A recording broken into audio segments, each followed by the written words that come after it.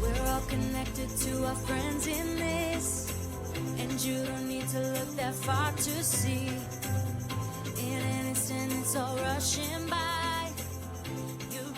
Hello everyone, this is Pendy. And this is Paul, also known as EastX Twitch. You know, it's been amazing how long our show has lasted so far. That is true. Despite setbacks like Dragon Quest Tax cancellation, we've continued on in one form or another. Damn it, Ricky. I blame Ricky for Dragon Quest Tax cancellation. But anyways, it's kind of miraculous, really. We're about to finish all 100 episodes of reviewing The Adventure of Dai. We'll only have 2 more to review after this, plus the movies. A miracle, huh? Hey, what's that strange golden glow? I'm in a different location entirely. Even I see it. It's me, Gome Pendy. Gome Pendy? What kind of nonsense is... Gome Pendy! What a terrific and awesome sounding name. What are you doing here? I've been here all along. Look back into your memories. You wish to have a long-running Dragon Quest podcast, and I granted it to you. Wow, what a rad wish-granting creature you are that I have no memory of whatsoever. Thanks, Gome Pendy. If you are revealing your true nature to us, does that mean you have to go? Will our show survive beyond the Dai reviews? Look into your hearts. You know it will. You both have the strength to endure now. Goodbye to both of you. I may pass on now, but I will be reincarnated so that I can help out. Slime Time Side Quest. We'll miss you, Gome Pendy, and get a better name next time. Hey! Now that Gome Pendy has passed on, I'll welcome everyone to Alltrades DQ Media Abbey, a Slime Time podcast spinoff where we review various Dragon Quest media, including manga and anime. We are currently reviewing the 2020 Dragon Quest The Adventure of Dai anime and the Dragon Quest X tie-in manga, Rooming with a Gamer Gal. We'll start with Dai first, so let's strash it up. And we're looking at episode 96, Like a Bright Flash. In this episode, a portal opens to reveal Velzar, the powerful dragon lord of the underworld. He has a conversation with King Vearn, revealing that they both had their separate plans to destroy the surface world. In Velzar's case, he was defeated by a young Vearn, and his immortal soul was trapped by the gods of Celesta. Then Pop hears a voice in his head that turns out to be Merla. Having felt Pop's despair, she was able to awaken and warn everyone of the incoming pillar of Vearn, allowing them to escape safely. Thank goodness. Afterwards, Lon Baruch took Nova to the pillar to freeze the black core. Nova zooms off to another pillar to freeze its core as well, while another mage drops off warriors to find more people who can help freeze the remaining cores. Pop and Dai are inspired by their comrades' actions, so they charge Vearn as the episode ends. The power of love saves the day! So apparently, Merla gained new powers at the same time Pop became a sage. With Pop, I didn't mind because he had been increasing his power throughout the series. In Dragon Quest terms, he continuously leveled up and gained new abilities, including a powerful class change, basically. In Merla's case, however, this newfound power is a lot more contrived, in my opinion. I wish there had been some build-up to it, something showing that she had been working on her skills too. Oh well. Pop talking about his childhood and how he became afraid of death back then was really well done and relatable. I remember having those thoughts as a child at one point too. I love the choice of artwork stills that they did for the flashbacks as well. On a side note for the dub, hey, it's Brian Drummond back again as Velzar. He also voiced Flazzard and Hadlar. I had forgotten about this conversation he had with Vearn as Velzar when I saw this when it was subbed. Well, Velzar's Japanese voice actor is even more illustrious. He's voiced by Ryusei Nakao, the voice of Frieza from Dragon Ball Z and its sequel series. Cool voice aside, it's a little underwhelming that Velzar is just a soul trapped in a statue. At least we finally found out who loaned Kilvern to Vearn, though. Incidentally, Velzar doesn't come out of nowhere. His battle with Baran in the underworld was mentioned once or twice much earlier in the series. Velzar explains that after the battle, 3 spirits of Celesta bound him to the statue in which he's trapped. The spirits are drawn to resemble Leona and human sages. What the heck is Celesta, though? It never came up before. Well, it seems to be that Celesta is the heavenly realm of the gods, so these spirits would be goddesses or something. While the gods have been mentioned before, it would have been better to set up Celesta and the spirits before the very end of the series. Maybe they were mentioned a bit more in the manga. We don't know. Celesta does have a slight Dragon Quest connection, however, in that Dragon Quest IX has a goddess named Celestria, who is a member member of a race called the Celestrians. Dai predates Dragon Quest IX by a fair bit, so the Celestrians could have been inspired by Celesta. Obviously, they're all plays on the word celestial, which can mean heavenly. Speaking of Celesta, Vearn offers to invade the place and break the seal that binds Velzar. Is he really powerful enough to fight the gods of Dai's universe? Yeah, that's really interesting because Vearn is saying like, hey, you know what? After I conquer the surface world, I'm going to free you. And hey, let's invade the kingdom of Celesta. Yeah, he's getting big for his britches for sure. Yeah, I'm going to fight the gods. I'm just going to conquer everything in the known universe.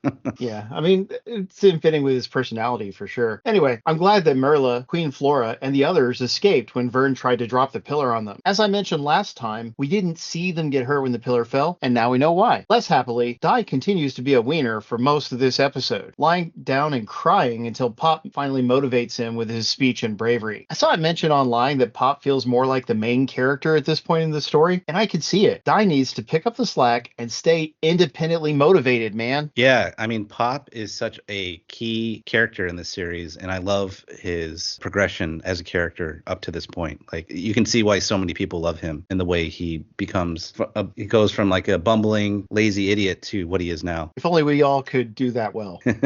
Next, we have episode 97, The Tear of the God. We begin with Dai and Pop desperately attacking Vearn. With Dai's sword lodged in Vearn's third heart, Dai realizes that Vearn can't regenerate his arm and use his demonic guard of heaven and earth move. Vearn tries to dislodge the sword, but to no avail. The Dark King then decides to blast the pillar holding the black core below him, which will cause a chain reaction of explosions from the other cores. Before Vearn can do so, the eye jewels that have Dai's friends trapped inside float into the air and begin to pummel him. Dai and Pop think it's a miracle, but Vearn knows better. He figures that one of the trapped heroes is using their magical power to help the others attack him. He figures out which one and blasts it, freeing Leona. Leona proclaims that it wasn't her power though. Vearn realizes what it is and grabs Gomi-chan, who is now very tiny, from her top. He sees Gomi-chan for what it really is, the Tear of the God, a powerful item that can grant wishes to humans. Fearing its power, he shatters it into pieces as Dai rushes forward. A piece of the tear falls into Dai's hands, and he is transported into his consciousness. There he talks with Gomi-chan, who explains his origin and how he came to meet Dai. As a boy, Dai wished for the tear to be his friend when he discovered it. In the present, Gomi-chan is able to grant Dai one more wish before passing on. Dai wishes for the world to unite so that they can be warned about the black cores. This works, and different magic-wielding allies start heading towards the pillars to freeze them. The episode ends with Vearn realizing what is going on as the light of Gomi-chan flashes brilliantly, passing on to his next reincarnation. You know, I've been watching the show in subtitled form since they stopped selling new episodes of the dub. And in subtitled form, it says the Tear of the Gods, right? Mhm. But you could also read that as the Terror of the Gods. If you read Really? it as the Terror of the Gods, it doesn't make much sense. No. So it's a good thing that Gomi-chan is tear-shaped.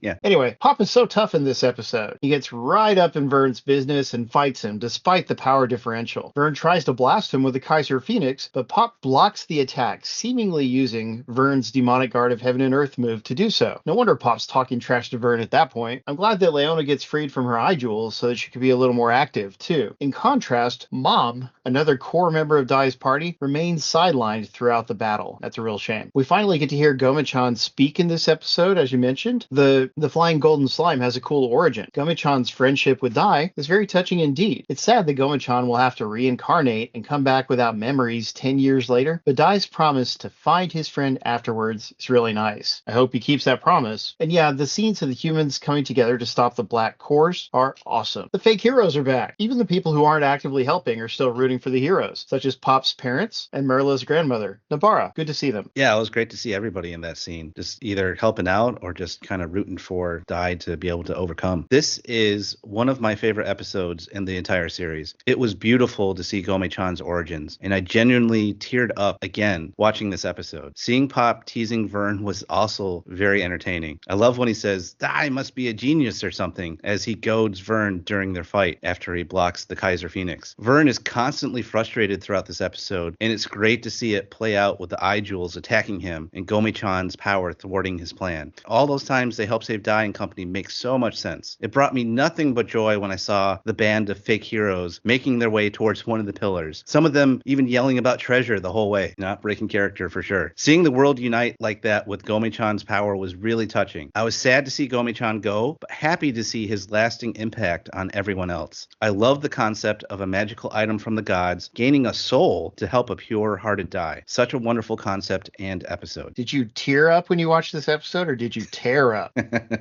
Thankfully, I went with the tear option. Tearing up might have been a little painful. Yeah, that's probably for the best. But then in episode 98, Dai's Decision, we begin with a party of fake heroes at one of the pillars. Freezing the Black Core has already begun, but they get interrupted by a griffin that Vearn sent to take them out. Reeve appears and saves the party, thankfully. He goes to finish freezing the Black Core, but he's run out of power and he begins to cough up blood. He asks Masofo, the mage of the fake heroes, to finish the job, but Masofo fears he doesn't have enough power to do it. Reeve and the other fake heroes convince him to try. Then Masofo, Daryline, and Zulpon all use their freezing spells at once as the Black Core begins to detonate. It works, and we learn that the other cores were successfully frozen as well, so they're not going to blow up. Gomichan's presence fades away, sadly, and our heroes are able to say goodbye. Dark King Vearn then seems frozen for a bit, but he was merely thinking of his next move. He decides to take out Dai and all his friends, and then to detonate one of the cores himself, the jerk. Even if that doesn't work, he promises to start over with his evil plans, since he can live forever. Dai asks Leona and Pop to gather the eye jewels and head to safety. He decides to join his Dragon Quest together and take the Dragonoid form, even if it means losing himself entirely. Before he starts, though, Vearn creates a hole and drops Leona and Pop into the depths of the palace below. Whoops. Dai changes into his Dragonoid form then and begins to pummel Vearn. The Dark King takes a beating, but he's not quite done yet. After a lull of, in my opinion, quality in some of the previous episodes, these episodes, starting with the Tier of the Gods and moving on to this one, start running on all cylinders for different reasons. You know, here they could have just used the fake heroes as a cameo and just had them freeze the core and that be it, but they did much more than that. I love that they got attacked by a griffin and Reeve is there to save the day. And we learned that Reeve is Masofo's brother. Quite the revelation. Seeing 3 of the fake heroes come together and freeze the Black Core was brilliant. I really love that. Dai's Dragonoid form is really great too. It's not too over the top, and I like how his form still retains a lot of humanity to it as opposed to Bron's form that was,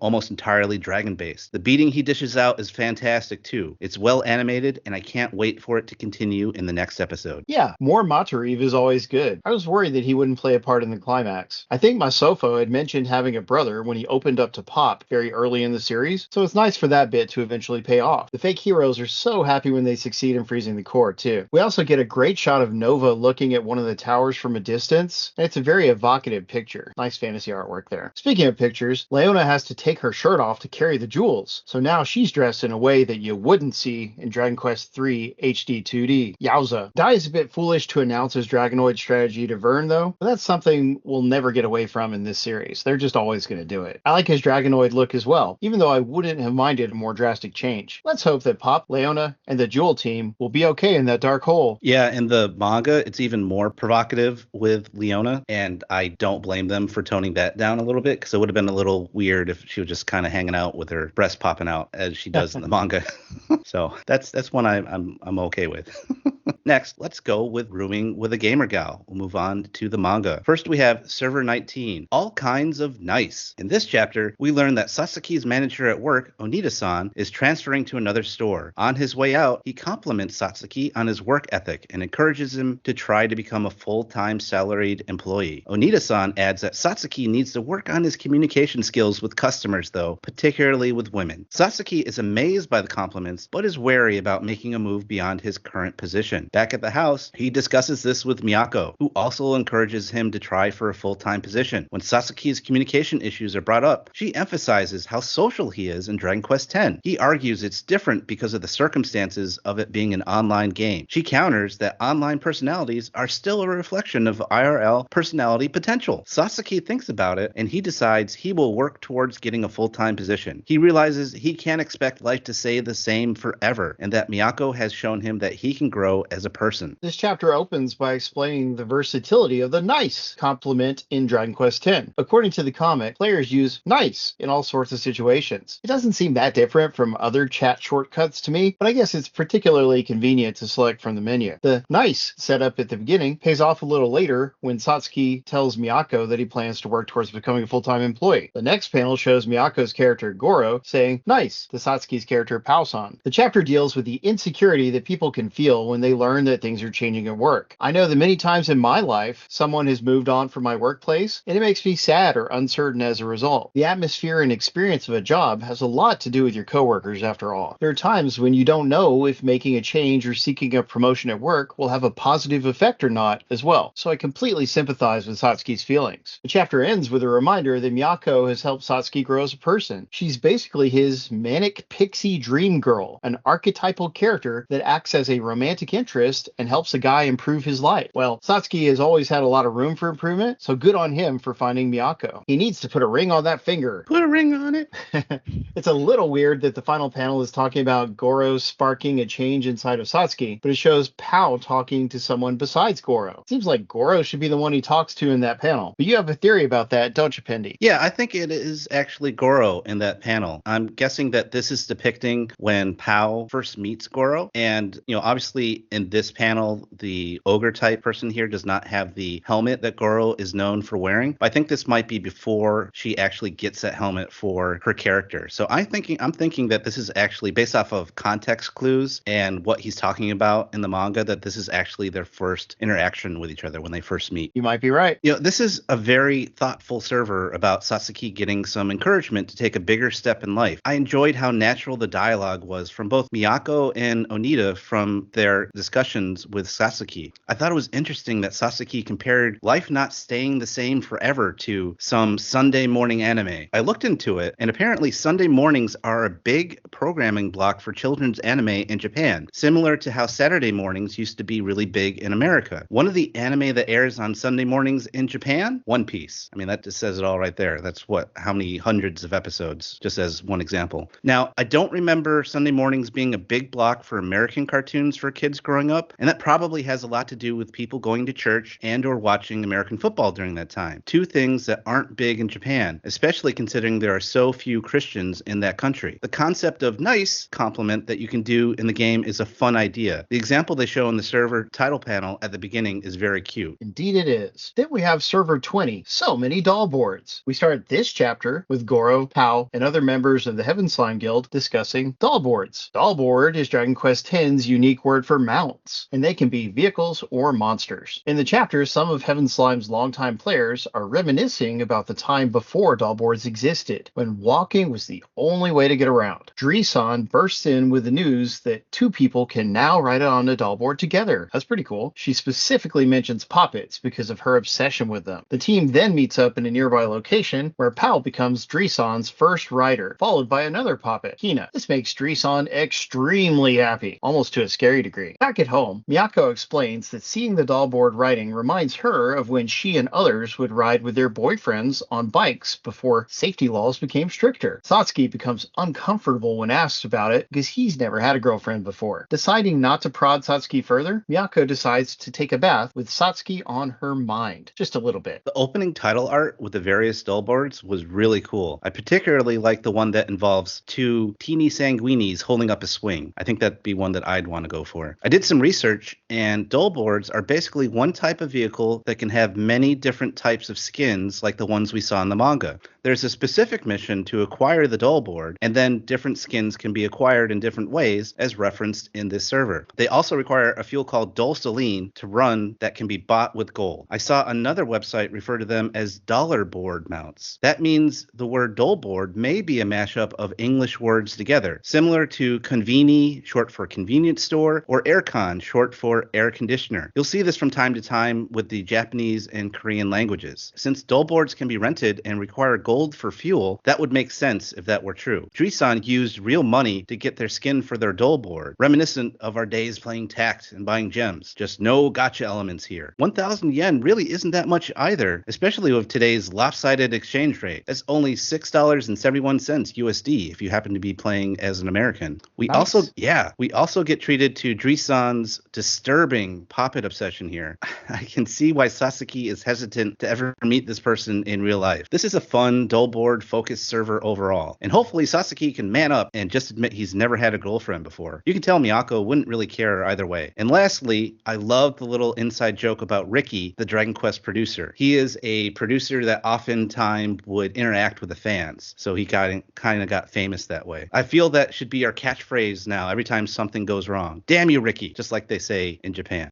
Yeah, you know the thing about not having had a girlfriend before, that obviously makes Satsuki different from Miyako, but I don't think he's so old that it's strange yet for him not to have had one, you know, especially in Japan with its repressive culture. But that is a thing in life that, you know, the older you get, the stranger it is not to have had one. So like if you're in your 30s, then you might have been doing something wrong by that point, you know, you need to look inside and try to fix it or whatever. Yeah, I've read several articles about how people are dating later and later and also getting married later and later than they used to in Japan, to the point where it's actually a very big problem because people are not having enough babies and the population is getting too old and there's not enough young people to replace everybody else. A much different problem from what we have in the States.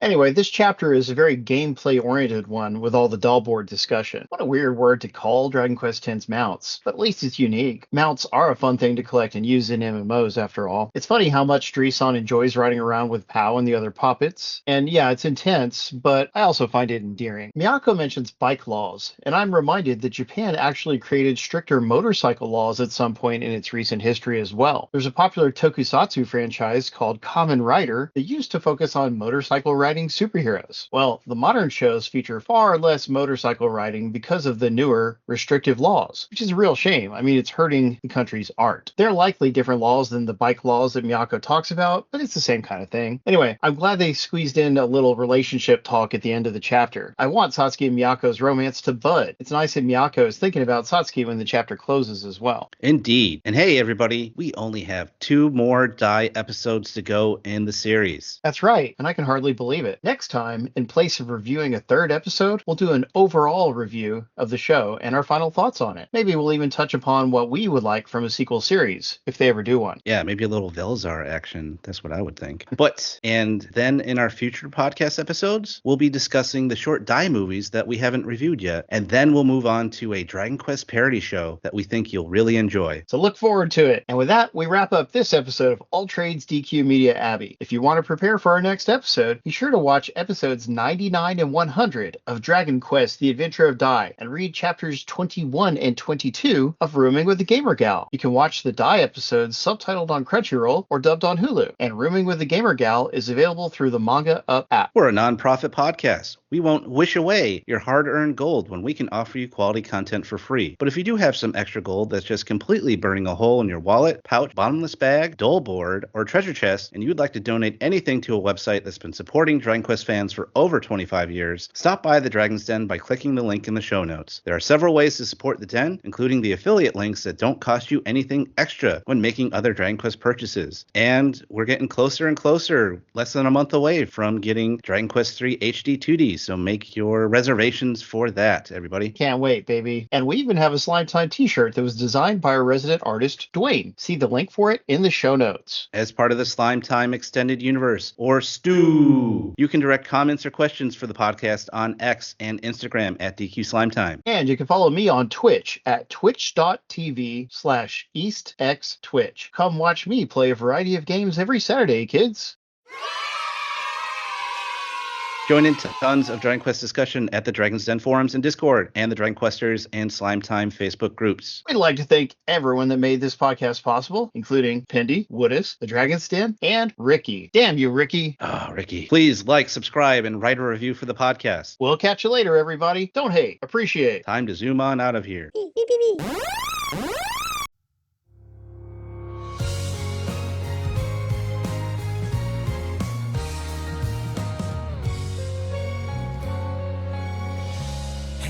Tell me where you're going when you go off alone. Oh, oh, oh. Sometimes all a friend can do is wait and watch for you to come back home. Hey, tell me where you're going when you go off alone. Oh, this was a story based on honesty.